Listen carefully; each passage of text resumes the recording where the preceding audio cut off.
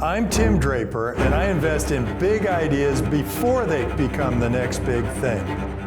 I invested in Tesla, SpaceX, Twitch, all when they were just a sparkle in that entrepreneur's eye. This season, I'm traveling the globe to find game-changing entrepreneurs with world-transforming ideas. I'll bring these visionary innovators to Hero City in the heart of Silicon Valley, where they'll compete for $1 million investment. Here is the twist. You, the viewers, can vote for your favorite entrepreneurs and help them secure a spot in the finale. Who will rise to the challenge and secure the funding to turn their dreams into reality? Let's find out together on Season 7 of...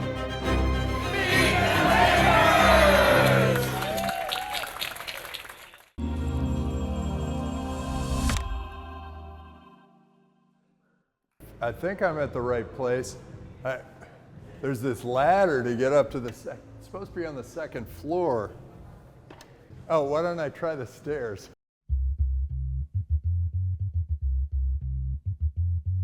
We're in San Francisco at Shack 15, upstairs from the Ferry Building, which is Pier 1 here in San Francisco. It's an absolutely beautiful building. It's been transformed here into an incubator of sorts. We're launching the San Francisco AI episode. All this will be artificially intelligent. You don't know if this is really me or a digital me.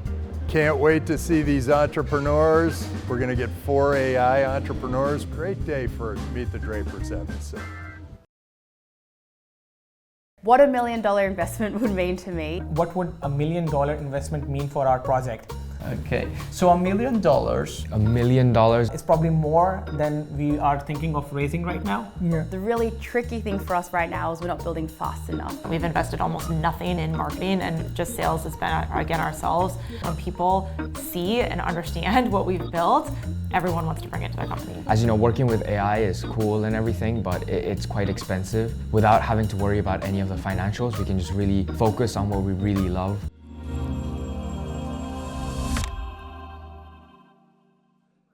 All right, welcome everybody to Meet the Drapers. We've got a fantastic relationship with TikTok, and they went out to their TikTok audience. I think there are like 2 billion of them. They've brought back some entrepreneurs for us. To my right is Bill Draper.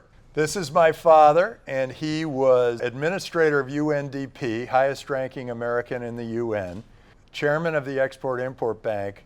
He was a pioneer of venture capital. He started Sutter Hill Ventures, was the first Silicon Valley venture capitalist in India. There are 30,000 of them now. To my left, we have Nikki Farb, and Nikki is a founder turned funder. Is the grass really greener on the other side? It's pretty good. Great. I like what I call paper routers, entrepreneurs from a super early age. Oh, that is good. Right, you like that? Well, I've done it.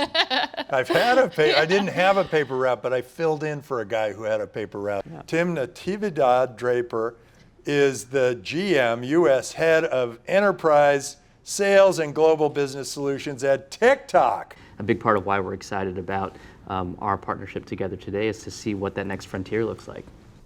I look for energy. I have to look at this entrepreneur and say, would I like to work for him or her?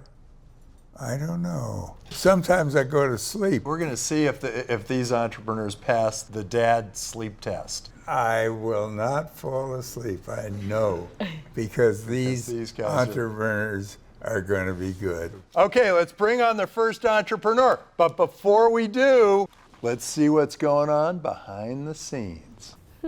Hi, I'm Serena, CEO of Fuzzy Sequence, and we are transforming the way people do sales. The movie, weirdly enough, that inspired me the most was The Social Network. When they got in trouble, the dean said, at every other university, they create great CEOs, but at Harvard, we have great people who help hire CEOs. And I think that was the moment where I knew that I wanted to hire CEOs. I remember after that movie, I started my first startup called The Perfect Date. The thing about a dating startup is if you're successful, customers leave. Ever since then, I've pushed from a corporate career, tried to learn skills. When I was at IBM, I did a lot of, coding, and every single time I didn't know something or I wanted to build something from a business point of view, I tried to gain that experience through IBM. Trying again to build a startup, but that's when COVID hit. And then last year, after getting all that experience, I finally had the confidence to build my own startup. So from the beginning, I think coming from a conservative Asian family, also it being quite risky, I don't think they took it too well. Now I think my family is quite supportive and my mum talks really nicely about me, so does my dad. From a partner point of view, I don't think I would have been able to do what I can do right now without the support of my partner. His name's Bank, yeah. We had this joke, I used to work at a bank, I was dating Bank, and I lived in South Bank. The uncertainty, I like it more. It's kind of fueled me a bit more, weirdly enough. When I was in corporate, it was boring. So I've always found things to do outside of work because I didn't get that fulfillment when I was in my other jobs. I can try every single thing, whereas with corporate, you're just stuck with this one little cog that you have to do. Our company is in Australia, Singapore, and then we've got some employees in Philippines as well. How I came to build this was I was just frustrated with all the sales tools out there. And so I kind of looked at removing all the frameworks, removing of what normal sales should be, but building on what makes sense if I wanted to build a relationship. You did win tomorrow. Yes. Who would be your first call? Oh wow. I'm getting emotional thinking about sorry, I'm just imagining. Yeah, I think it'll be my mum, my partner. I think Dad too, I love you. What happens when Salesforce comes in and sees you and says, hey, I can do this?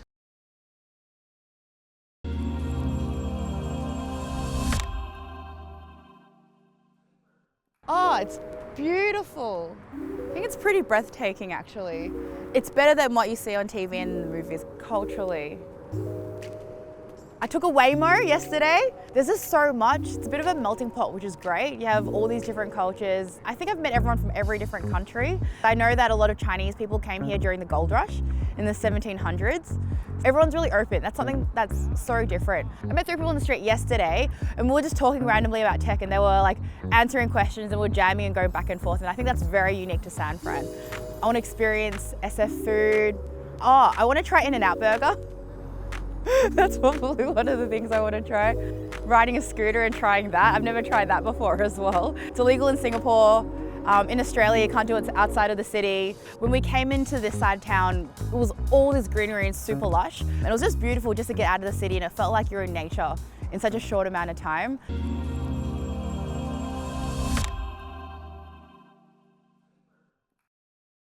How are you going to go out to celebrate tonight? Depends if I win or not. But if I win, regardless, I think just having a good meal, having a good night's sleep would be amazing. So hi, I'm Serena, founder of Fuzzy AI, and we're the sales go-to-market co-pilot that actually drives 10x growth. So last year, I was building a business, actually a different business, and I wanted to get meetings with the right people. But to be able to do that, you actually have to build a relationship, right? If I wanted to build a relationship with one person, I have to first research them, that takes 20 minutes, figure out how to craft a message that's compelling, and then build a campaign off of it. But each person takes about 1 hour on average, and then you got to follow up as well. And I thought, surely there was software to be able to do that. And I looked again and again and again, and I waited months for it. And surely with this boom of AI, something would be there. But actually nothing happened. So I thought, you know what? What if I were to build this myself? So that day, I built something, showed a few people, and it was the easiest sale I made. Are you a coder? I am a little bit of a coder as well. I studied IT in uni. One of the other things that I looked at was sales seems like such a convoluted space. And so I thought I'd do a bit of digging. And I found that 28% of time for salespeople is only spent on meetings, which means 72% of time is spent on all the admin work. And so I thought, okay, what is the opportunity there? People are spending $1,000 per month on sales tools, and what's worse, enterprise teams are spending $1.3 million just to land the first customer. Isn't that $1,000 just really Salesforce? No, that's just the CRM. What we're trying to do is do the hardest thing. We're trying to get you the first meeting. And so we're revolutionizing this and we're actually changing the way sales operates. Instead of using all these different tools, you can use us, and we've added a bit more as well.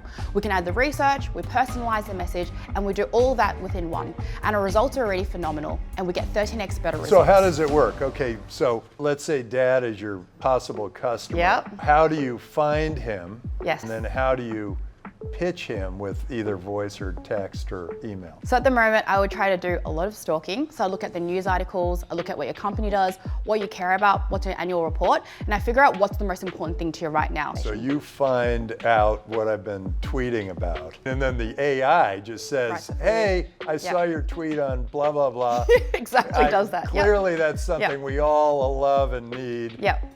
Now let's go, let me tell catch you up. about this. Exactly. Oh, wow. Yeah. That's interesting. It says write, voice, and video.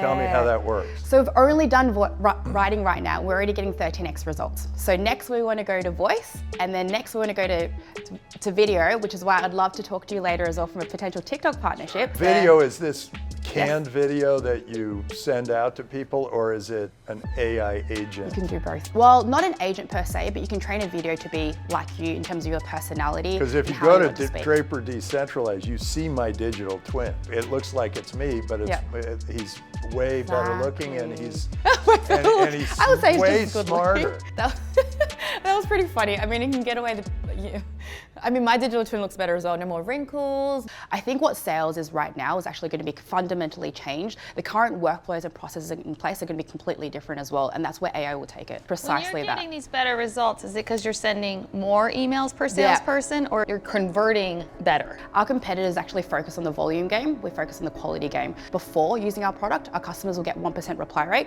Using our product, they're getting 13 times reply rate. So you're promising stronger conversions, not necessarily a higher volume of leads necessarily. So Serena, my question for you, prior to Fuzzy, did you have a background in sales? No, but I've always had this natural curiosity about people. Everything from a personality point of view and how I've met people has led me to this moment. What happens when Salesforce comes in and sees you and says, hey, I can do this? Yep. Then what? Yeah, good question. It's tricky because Salesforce, it's a large tool, but like it's not helpful for most salespeople. All the customers say that they're held hostage by Salesforce. I think they've got a bigger problem than what I have right now. They need to fix their CRM quick because everyone wants to move out of it. They hate it. They want to speak to people and they want to meet people. They don't want to do all this boring stuff. Salesforce in itself is solving the fundamental layer of a CRM. How do you store data and make data more interesting? I'm trying to build the relationship. Serena, thank you so much for being on Meet the Drapers. You're a force of nature. Thank you. Great. I think we were just hit by a tornado. I love it when we have a conversation because I can talk about the product as opposed to a pitch then question. I actually didn't get through all my slides either, so hopefully I was able to describe what we do in a succinct and meaningful way. Dad, what'd you think? I liked her very much. She could do it if there's very little competition. I got to ask her first dollar earned in the dressing room. What was her first dollar? She was arbitraging, buying popsicles with her Chinese New Year money. And selling them? And selling them? Yeah. I do think she's got the sauce. If there's someone to build it and win those customers, it felt like it could be her. I liked her. I thought she was full of beans. I mean, that was a tornado that just hit Meet the Drapers. And I was thinking, wow, she's already making sales 2 months in. But as a venture capitalist, a salesperson is a little bit dangerous. If they're really good at selling it and they think you're the customer, then they keep coming back for more money instead of going out to the real customers. Let's hear from our next entrepreneur. But before we do, let's see what's going on behind the scenes. But you know, if you look behind the scenes, you see the Bay Bridge.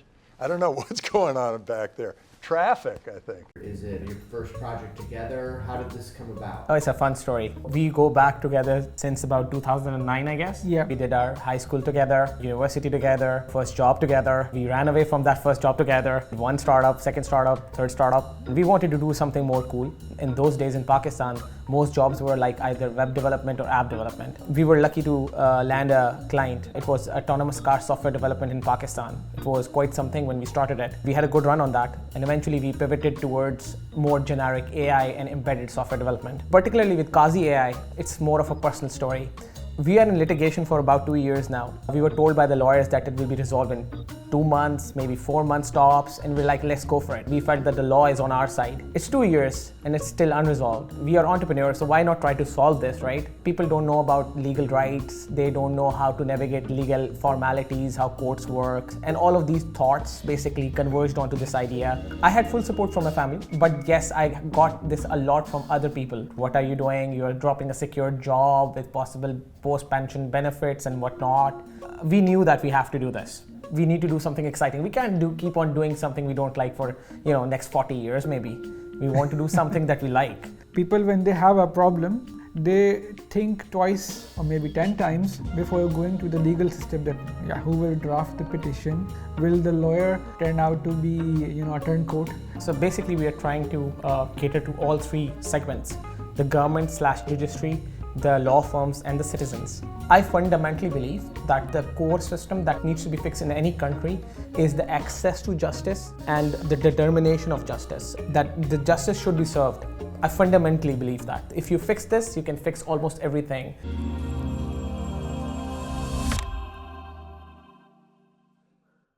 We are in a business dispute. What's your case about? It's a business dispute with some employees. So, I'm sorry. Do you owe them money? This has been on our go-to list to visit the Bay Area with all its energy and innovation in tech. If you have to be, in the hub of AI, this is the place to be. You can hit a conversation, come up with a product, make an MVP in 3 months, get funding, next unicorn. It's very interesting how we ended up here with our AI startup from Pakistan. So thank you, Drapers. But this place is amazing. I wasn't expecting it like in San Francisco, right? Much more greener. I'm loving it. Not too much concrete around and just the right balance, I guess. Somewhat European, yeah. One of the most striking places we visited was the Golden Gate, and it's really iconic to see it in the midst of the fog and the clouds. I have quite a list of places to visit in San Francisco from the movies and TV shows I have watched. I plan on visiting Pier 39 and Alcatraz. A lot of movies from Alcatraz. Shutter Island.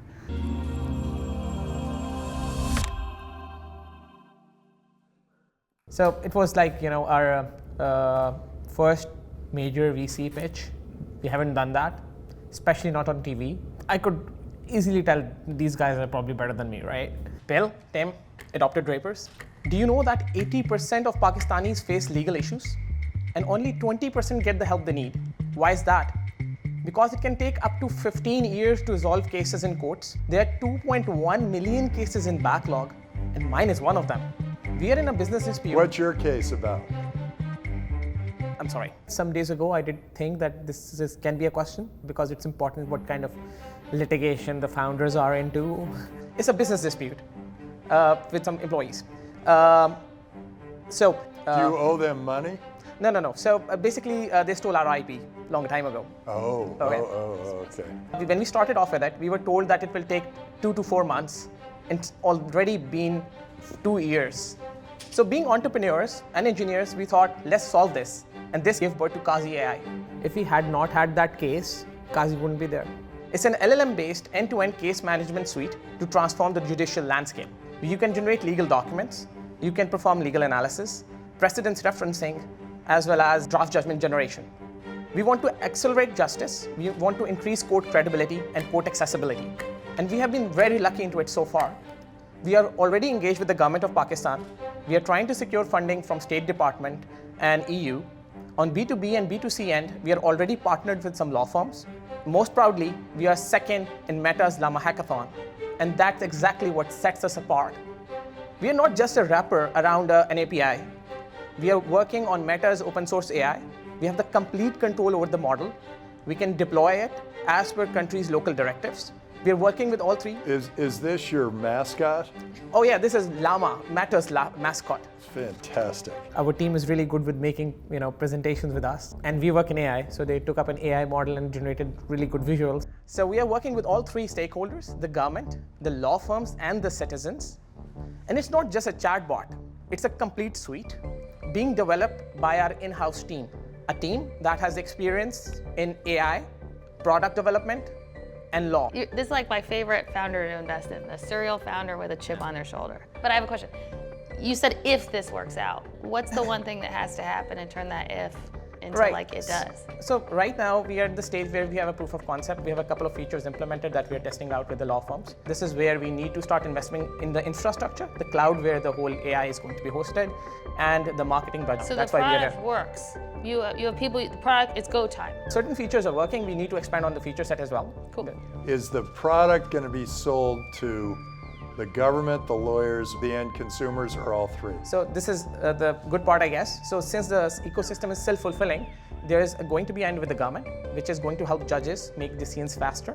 There's going to be a certain end of the software that is going to be with the law firms. And finally, the citizen end, which is like what I'm most passionate about as well, being there, done that, to understand where do you stand. If you have a contract with your landlord and he's not painting the building again, can you get help?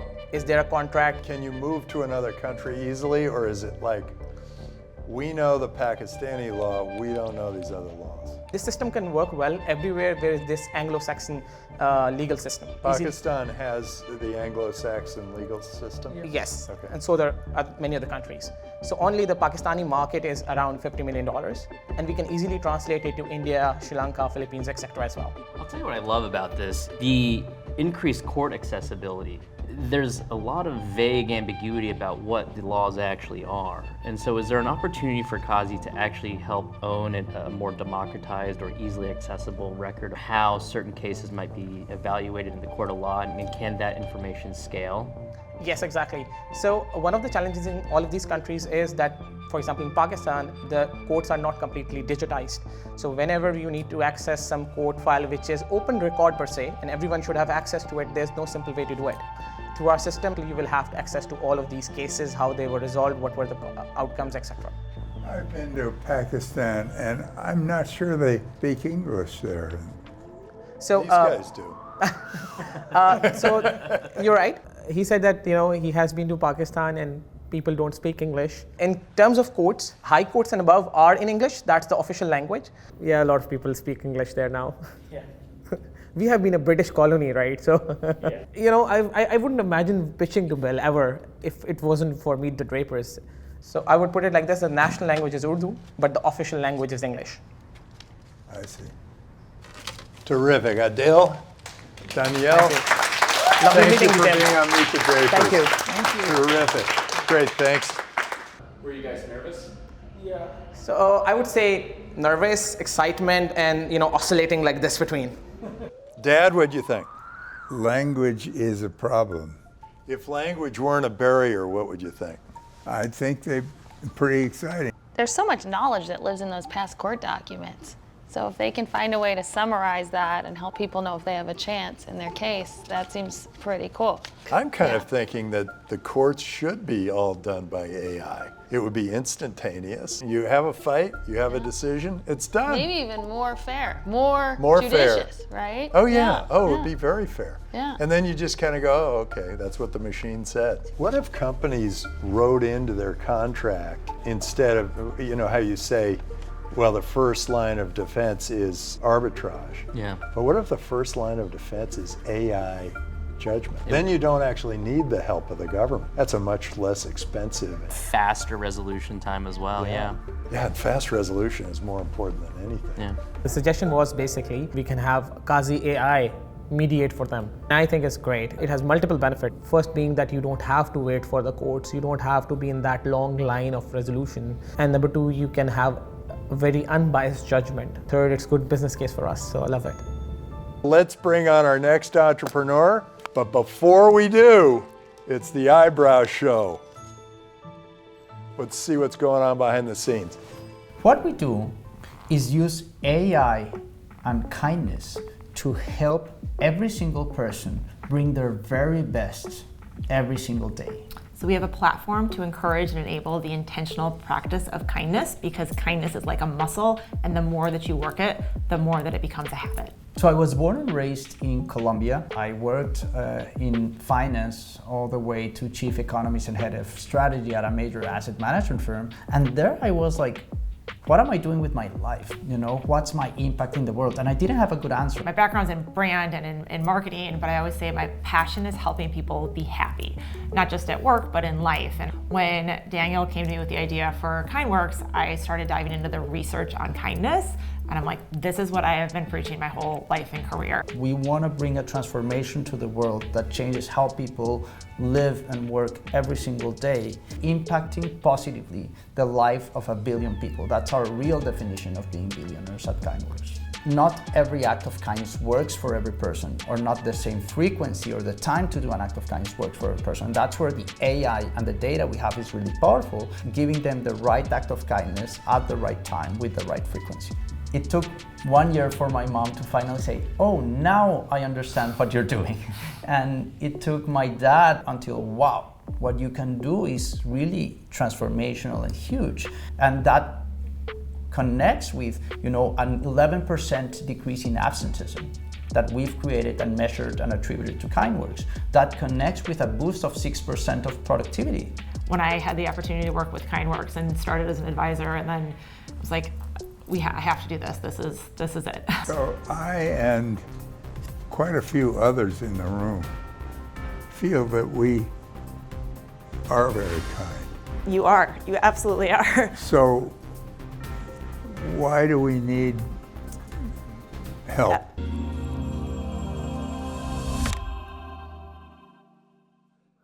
So I lived here in 2016 to 2018 and I loved it. Feels incredible and natural to be back. When you're here, you're actually like sitting and having coffee next to someone who has done something so impactful that you can see has truly changed the world. The movement we're building to use AI to change the world for the better should have a spot in the Bay Area, which is emerging here in Cerebral Valley, as they call it. AI takes a lot of creativity, and you can just see the creativity coming out in the neighborhood. It's the art on the walls, in the coffee shops, in the conversations, and the people. That underlying creativity, I think, is what is going to make AI what it is. I think the culture of taking risks, moving innovation to the next level, building and changing the world is something that is very unique in the DNA of culture here, and it's something that I learned that changed my life when I lived here. The Blue Angels are extremely impressive. It's a very fun bonus to be here during it.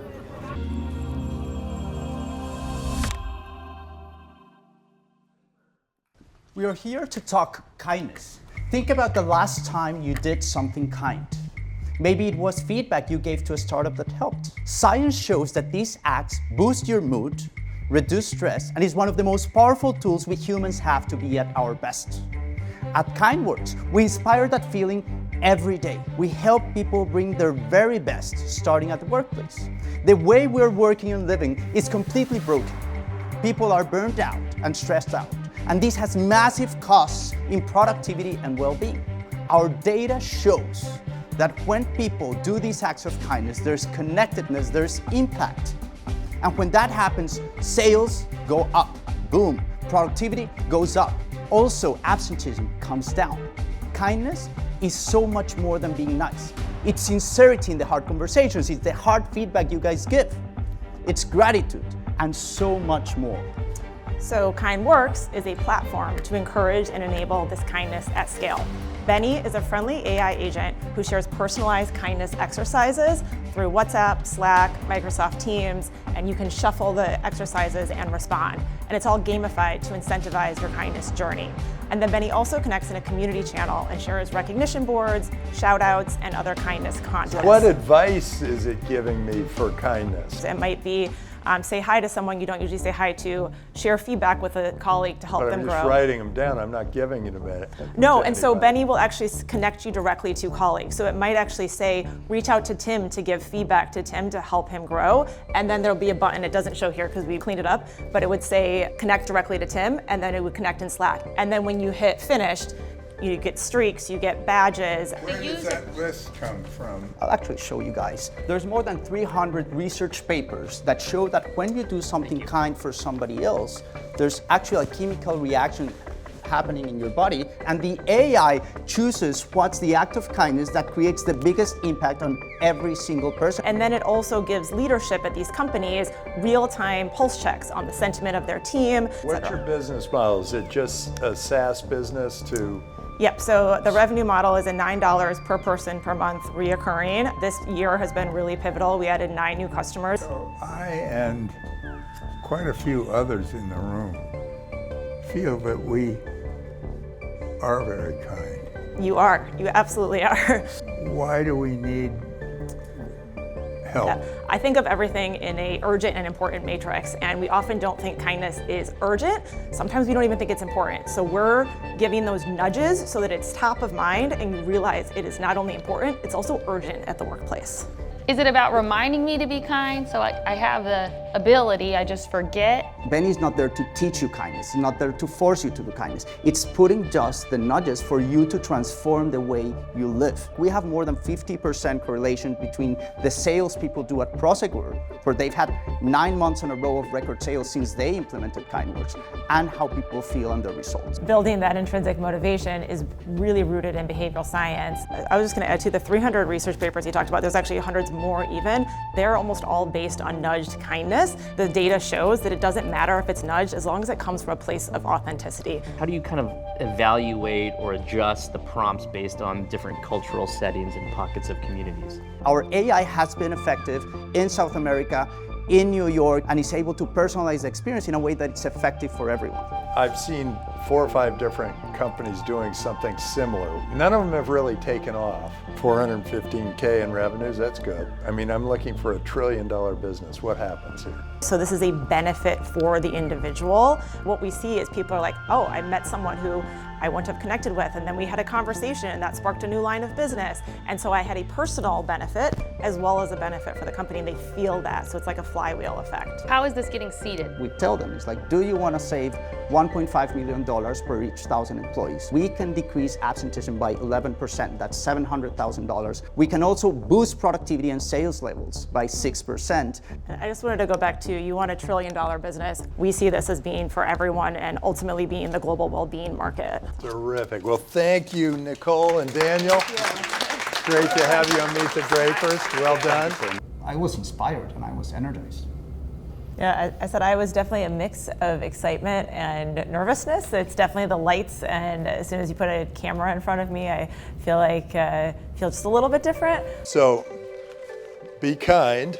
I just think that people generally feel they're kind enough.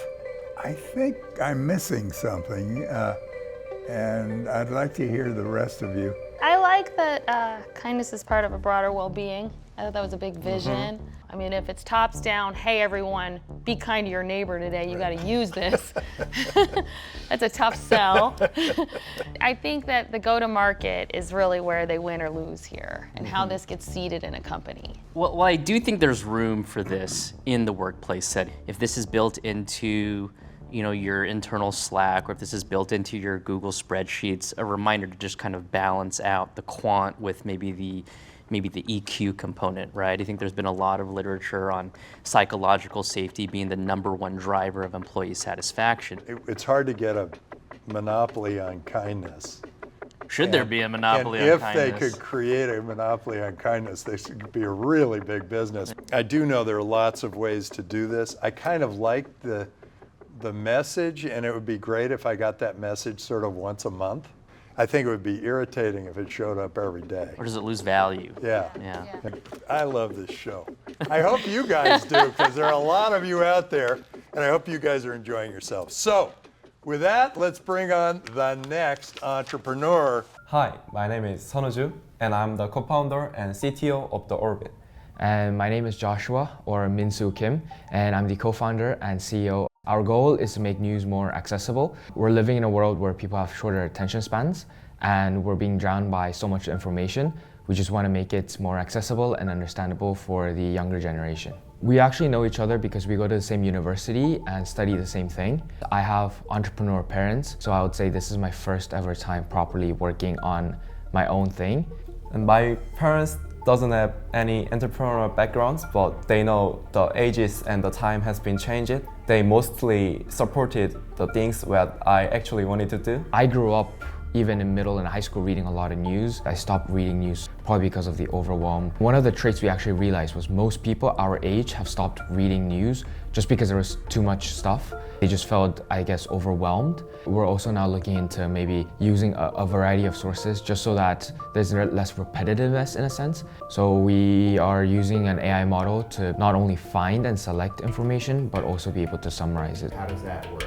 We actually summarizes the long form of article into 5 bullet points as neutrally as we can. In a sense, we're sort of trying to become a place where people can learn, and we're also thinking about potentially being like a new type of search engine or a way for people to interact. There are so much fake informations and overwhelming informations, so we are making tools to help for what actually they wanted to do. It's just the two of us right now, and we started about a month and a half to 2 months back. We're now looking for office spaces, looking for funding, and we just finished a very minimal MVP. We conducted a private test across Instagrams. So far the feedback has been pretty good. A lot of people are sort of rediscovering their love for news. It's my first time on the camera and filming such things as an English pitch and so many important people, so I felt some burdens.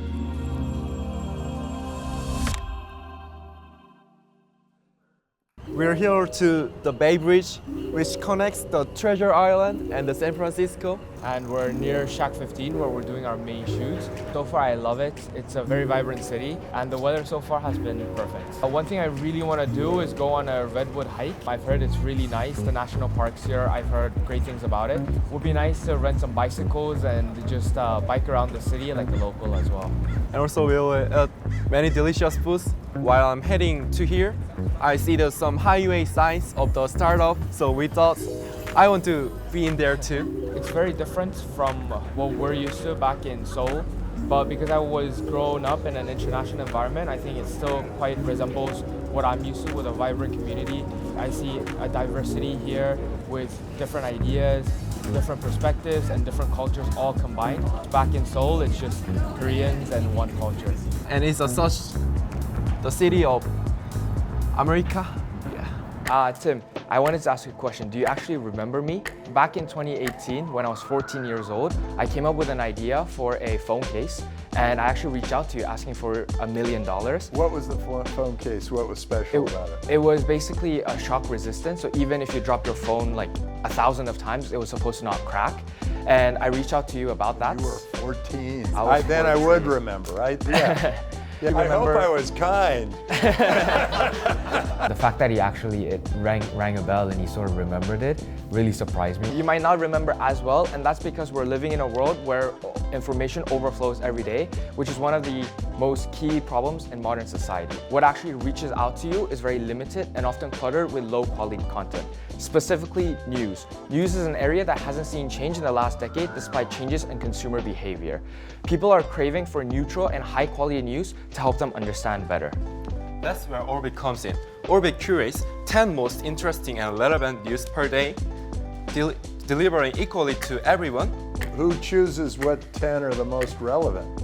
I mean, I don't think I'd be interested in any of these.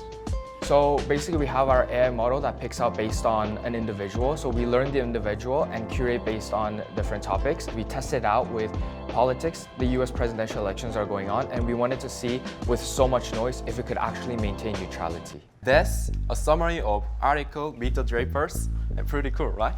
So this is not just about giving users news clips, but actually giving information synthesis and summarization? Right. We're not only providing them news, we're actually getting people to fill out like a short Q&A right after to read the next news. If they don't fill it out, they can't move on. It allows us to build our own unique database of basically labeled data that we can use to train NLPs or large language models in the near future. Why is this better than those things that are already out here? In the near future, we hope to create our own standard of being able to tell whether something is fake, and we hope that with these labeled data, we're able to tell the difference, and we're hoping to work with other different AI companies to actually bring this. What are your sources? Right now, we had a meeting with Reuters, and we're reaching out to way more different media outlets to expand our reach. How many users do you have, and what's your path to monetization? We actually don't have any users right now because we're pre-revenue and pre-launch. We did private testing. You haven't launched yet? Yeah. We're thinking two ways, one of which are basically advertisements that are related to the articles you read. The other is that we're actually able to sell these labeled data into companies like OpenAI or all these type of different companies. I'll just say this, I've sold an ad or two in my lifetime. You've gotten a user. A lot of them. And there's a sensitivity to putting your brand logo up next to news. You might want to think about what is the type of content that a brand would feel comfortable having their logo up against. Is it news talking about the war and conflict in the Middle East? Or is it other types of content that might be more brand safe? When we talk about news articles, we weren't necessarily talking only about politics or things like war. We're talking about fun articles as well that Tim was talking about as well, like soccer, or things that people would actually enjoy reading. Instead of just synthesizing and AI-ifying the news that's out there, is there a way that you could decentralize it? When we select articles, it depends on if you're interested in startups, then it will be curated to interesting startups and what's actually happening around the world about startups and different changes and technological shifts, instead of just, in some senses, gibberish. I think this is just the start of our journey, and we continuously grow and develop together as a team. Thanks for being on Meet the Drapers. Great to see you too. Not only were we able to pitch, but we felt like we had a meaningful conversation and got a lot of feedback on it as well. Yeah, so I think we expressed our generation's power and the enthusiasm well. Tim, why don't we start with you? Well, it's early. This is, I'd say, closer to an idea than a company. And I think there's a lot of news aggregators like this, and the concept that comes to my mind is the filter bubble, right? The more that we see technology give us more of what we want or have already seen, I actually think there's room to experiment on the opposite end of that spectrum, which is, as you say, decentralization, or I call it discovery, right? Can they use their technology and the AI application to bring maybe the opposing view on our particular news topic, rather than continuing to feed through the same filter bubble? Yeah, I mean, there are 8 billion people on the planet, and we see one or two of them every day, right, front page, over and over and over. That, I don't care. Yeah. Look, I like that they pitched you when they were 14. I know. You told me you like the paperboy guy. I like those paper routers. You know, these news orgs want to get paid, and like Spotify, ultimately you have to pay the content creators. So monetization, I think, is critical. I just was not very taken with it.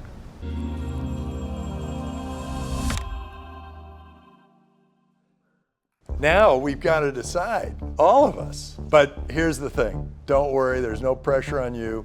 It's all in the crystal ball. So all of you out in TV land, look into the crystal ball, send your vibe as to which one of these 4 you really liked. Dad, do you have a favorite? I'm a little fuzzy, so I can't quite remember, but I like fuzzy. Nikki, what do you think? I'm torn. What's your choice? But because we're going for trillion-dollar outcomes, I think kindness has the biggest vision. Tim, what do you think? You know, I'm with Nikki here. Kindness. They're answering and exploring questions that I know a lot of business leaders have questions about, which is employee engagement, employee retention. There's a good runway there. I was sort of a Qazi guy. Oh. We're going to have to go to the crystal ball. Why don't we bring up all the entrepreneurs? Are you guys sending your vibes? I'm not seeing vibes. Okay, there. Oh my God. It's Qazi. Qazi, you move forward. Congratulations. I think this gives us a lot of credibility. We probably will get some sort of funding that we are looking for to take it to the next step. It also gives us the credibility in front of our clients in Pakistan, especially the government. Vote for us because we want to change the way people build relationships. We don't want people to spend time on admin. We want people to meet people and actually have great friends and relationships on the back of it. You're not only voting for a startup or a business plan or an opportunity or however you want. It's being part of a transformation for a kinder, more authentic, sincere world for everybody. I think the viewers should vote us back because we're just a month and a half in of actually starting this business. I think by the time viewers watch us, we would have been way more developed with actual products that people can use